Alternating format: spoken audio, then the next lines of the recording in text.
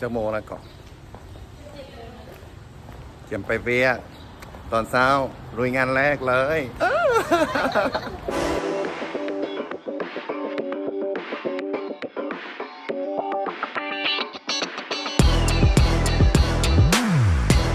แล้วนี่ก็คือสถานที่ที่เราจะเข้ามาประกอบส่วนรับไส้ในการเซ็นสัญญามอบรับตึกใหม่ของศูนย์กลางสาวหนุ่มก่อนแล้ว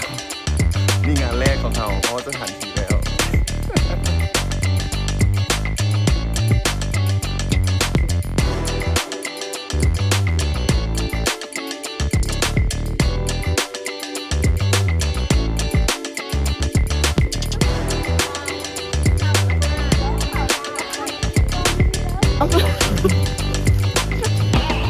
ถ้าเข้าคิว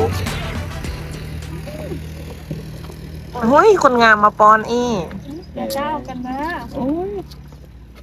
君の虜になってしまえばきっとこの夏は充実するもっと取れなくたって忘れないででも気持ちを伝えてしまえばいつかこの夢は覚めてしまうだろうな青い影が揺れる街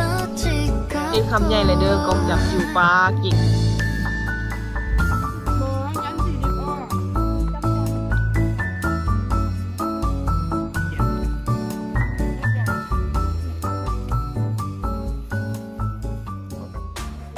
เป็นจังได๋คักบ่เป็นไผบอกค่อยใส่สุดดำเบิดสุดมันงานเปิดงานมอบรับมันก็ต้องแจ้งสว่างสิตัวมีเหตุสุขวิสัยหน่อยนึงได้เปลี่ยนเสื้อเพิ่นบอกว่า 9:30 นงานจะเริ่มแล้วจะมาเอิ้นเฮาก็นั่งท่าแล้วท่าอีกก็ยังบ่มาปานนี้ตอนนี้ก็สแตนด์บายท่าเพิ่นอยู่ข้างเวทีรอท่าปฏิบัติหน้าที่ต่อไปเอาล่ะ2หนุ่มนั้นพากันนอนท่าโดนหลายนั่งท่าโดนหลายจนอยากนอนเพื่อบ่ให้บรรยากาศมันตึงเครียดเกินไปเพิ่นก็ยังมีการโซการแสดงบทฟ้อนมิตรภาพลาวจีนบทงามๆคนงามๆมาให้เบิ่งว้าวผู้สาว Even when you feel low you can still go Even when you feel slow you can still go Even when there's no hope you can still go I never answer Không wanna fight ơn sooner Không wanna fight your love Nói có một vết nhưng màu kèm mong mình yên như lúc đầu Sao nó mà rơi như thế Em vẫn luôn có ra mây mê Chỉ một bằng giữ đi bao không gian chẳng yên ngờ Em anh sẽ không ngờ được Đến ta đi gần như giấc mơ Thức xưa đêm và nắm tay em này Baby boy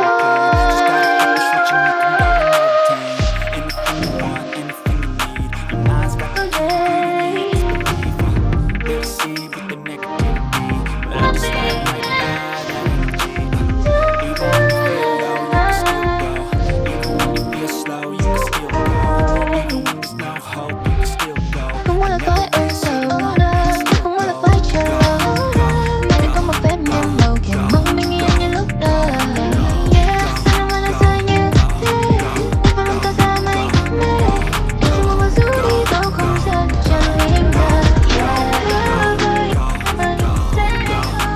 ได้ทำอยู่หลาย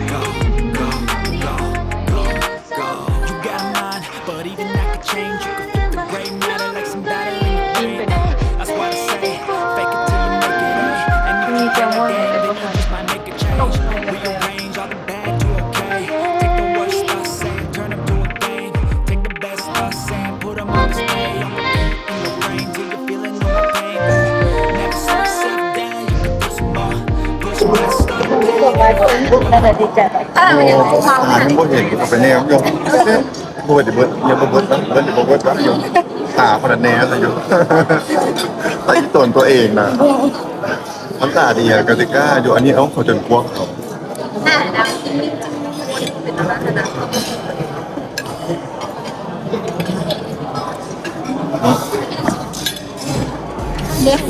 ตัวจริงมันจะไปเสิร์ฟแล้ว มาขอทำมือเลย ครี ลียแหงและเมื่อยหลายจนบ่ฮู้สิบรรยายแนวใดให้เข้าใจแต่ตอนนี้ก็ประมาณ12โมงแก่เติบนี่แหละเราก็จะต้องเดินทางกลับบ้านเพื่อไปเกี่ยมเครื่องเกี่ยมอุปกรณ์ต่างๆ เพื่อเดินทางไปแสดงในมื้อแลงจะไปงานที่2ต่อวันเปิดงานโฮเทลบุญท่านหลวง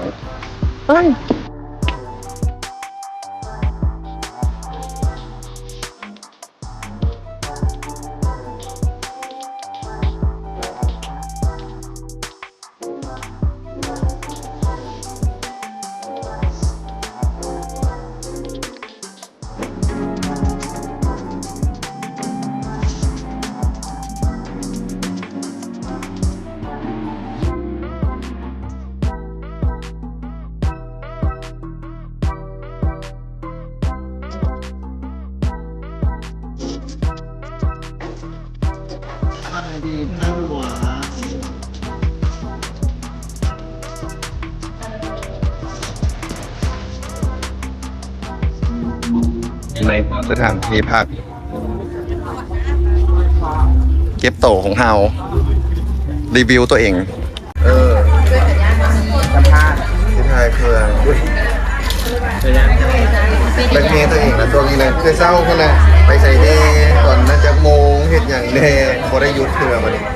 ยังไม่ได้ยุดยังไม่ได้นอนแบบวัดแค่นยิงจัดดิ เดี๋ยวคุณโยมนี่นะ เขาฆ่ากันนะเด้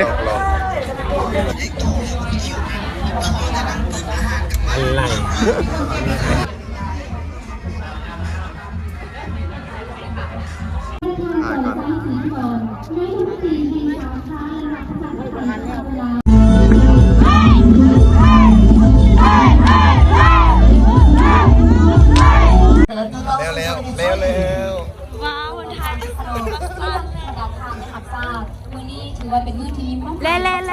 แต่แกการเปิดบ้าน เป็นปีซีมารถรั้วหมา โดย ท่านหลวงจะใส่อุ้ยลืมท่านหลวงจะใส่ว่าท่าน การน้ำเนาะสำหรับ กลับแล้วเด้อจบแล้ววันนี้นะไอ้ตัดกินแต่เช้าคนนะโก้บ๊ายบายบ๊ายบายไว้